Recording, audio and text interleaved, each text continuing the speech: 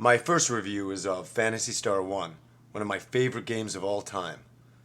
So here we go.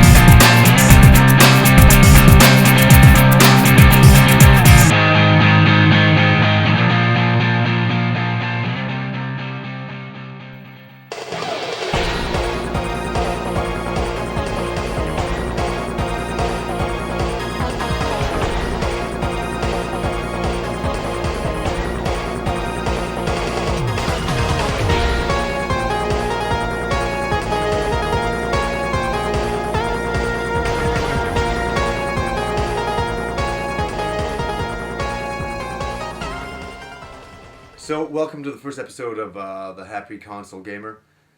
It's kind of cool. My first review is my favorite game of all time, and that game is Phantasy Star 1.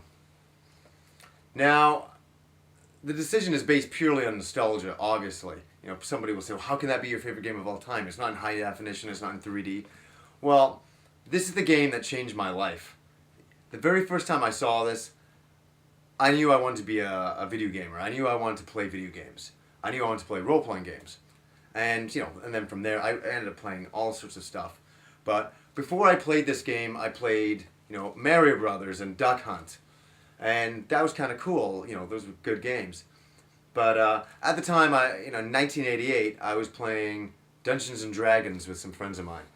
And I liked it. It was good. But I always thought to myself, wouldn't it be great if I could play a role-playing game by myself, at home. And I'm not talking about one of those choose-your-own-adventure games, but, a really proper, cool role-playing game.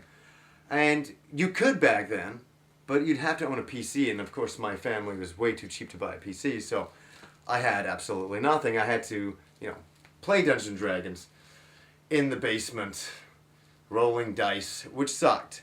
And one time my friend went to the United States, and he came back, and when he came back, he bought this, a Sega Master System, and then he brought with him this.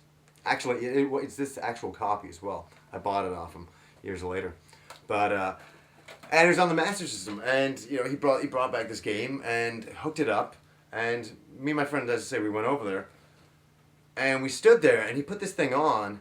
And it was just around the time that I was getting into anime, and anime was not big in 1988. In fact, nobody in this country had really, it was not well known. But it was the first time I'd seen like a video game, with anime-style graphics. And also the graphics at the time were second to none. They set a standard. It blew my mind. When I saw Yuji Naka's 3D Dungeons for the first time, I almost passed out. It was the coolest moment in video game history for myself.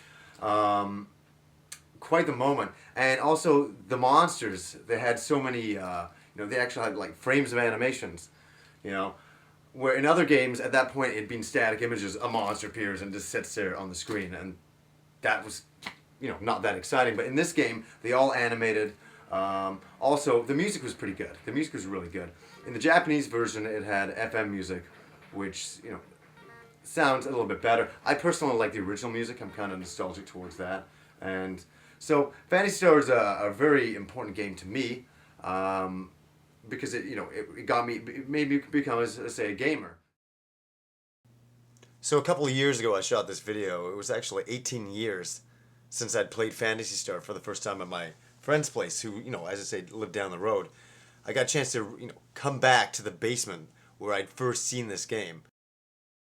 And it, as stupid as it is, it's so memorable. It's so nostalgic for me to come back and remember this thing. But, what was funny about coming back is it just tripped me out so much to, I actually shot, this is a very spot where the monitor sat, because I actually had it hooked up into a monitor to play it. And, I think over here somewhere, if I ever move the camera around, which I do, this is the very spot I stood in the very first time I saw Phantasy Star. next to all of that garbage. Well, that garbage wasn't there at the time, but my moment right here. So it's like visiting the Holy Grail. Yeah, some religious site or something. It's so fun. So a little bit about the story. It takes place in Space Century 3240 in the Algol star system, which is a star system with 3 planets in it.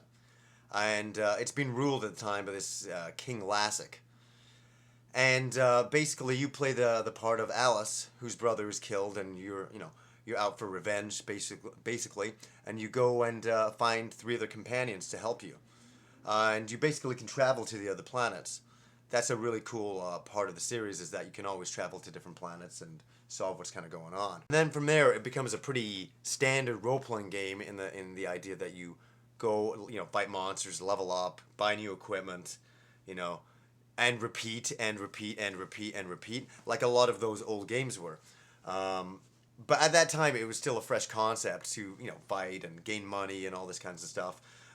It's become a standard now in video games, and I know Dragon Warrior was one of the first ones to really set that standard, and a lot of the old Dungeons and Dragons games on PCs.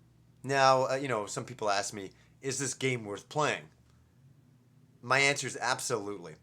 You have to take into consideration it did come out in 1988. The graphics, to some people, a lot of kids these days growing up will think, God, this game looks terrible, and oh my God, I have to do so much leveling up, and it's just, compared to like high definition video games of now, this game must look like a massive dinosaur. But underneath all of that, there's a really awesome game there, and I hope a lot of people give it a chance. I think maybe a lot of people maybe watching this review have played it or are curious about it.